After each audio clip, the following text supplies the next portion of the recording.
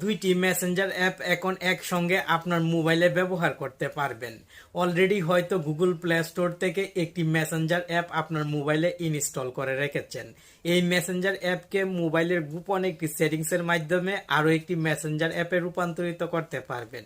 যেহেতু অফিসিয়াল দুইটি Messenger app আপনার মোবাইলে ইনস্টল থাকবে, তাই ফেসবুক আইডি লগ ইন করলেও আপনার ফেসবুক আইডির কোনো প্রবলেম হবে না।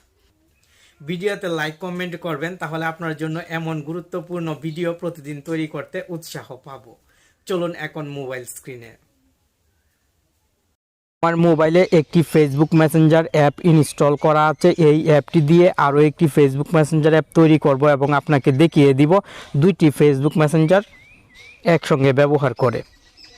মোবাইলের সেটিংসে প্রথমে চলে আসবেন এবং এখান থেকে নিচের দিকে চলে আসলেই পেয়ে যাবেন অ্যাপস সেটিংস। এই অ্যাপস সেটিংসে ক্লিক করবেন, দেন এখান থেকে অ্যাপ ক্লোনার এই সেটিংসে ক্লিক করবেন। এভাবে যদি অ্যাপ ক্লোনার সেটিংসটি খুঁজে পেতে প্রবলেম হয়, তাহলে সেটিংসে চলে আসার পর উপরের দিক থেকে সার্চ বক্সে ক্লিক করে এখানে টাইপ করবেন অ্যাপ ক্লোন। সঙ্গে সঙ্গে অ্যাপ ক্লোনার এই সেটিংসটি কিন্তু চলে আসবে। আপনি এখান থেকেও এই সেটিংসে চলে আসতে পারেন। ফেসবুক, মেসেঞ্জার, হোয়াটসঅ্যাপ, আপনার মোবাইলে যদি ইমো অ্যাপ ইনস্টল করা থাকে তাহলে ইমো অ্যাপটিও এখানে শো হবে। এখান থেকে মেসেঞ্জারে ক্লিক করবেন, দেন ক্রিয়েট অ্যাপ ক্লোন এই সেটিংসটি অন করে দিবেন। সঙ্গে সঙ্গে আপনার মোবাইলে আরও একটি ফেসবুক মেসেঞ্জার তৈরি হয়ে যাবে। ব্যাকে চলে আসবেন এবং ফেসবুকে ক্লিক করে যদি ক্রিয়েট অ্যাপ ক্লোনে ক্লিক করে দেন, তাহলে ফেসবুক অফিসিয়াল অ্যাপ কিন্তু আরও একটি আপনার মোবাইলে তৈরি হবে।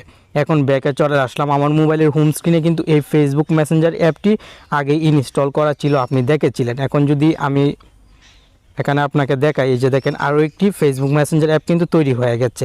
এখানে দুইটি ফেসবুক অ্যাপও দেখাচ্ছে। আমি খুব সহজেই এখন দুইটি ফেসবুক আইডি লগ ইন করে অফিসিয়াল অ্যাপে ব্যবহার করতে পারবো। যেহেতু অফিসিয়াল দুইটি অ্যাপ, তাই আমার ফেসবুক আইডিগুলোর কোনো সমস্যাও হবে না।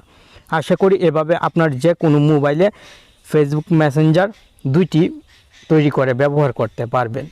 ভিডিওটি খুবই ছোট্ট হয়েছে, তবে